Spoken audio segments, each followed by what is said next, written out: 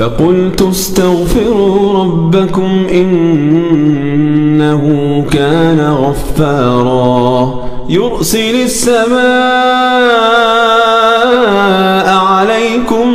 مدرارا ويمددكم بأموال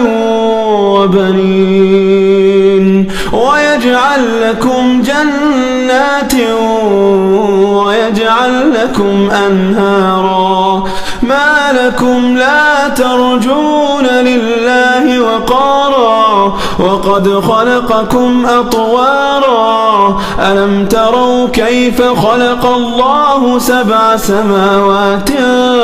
طباقا وجعل القمر فيهن نورا وجعل الشمس سراجا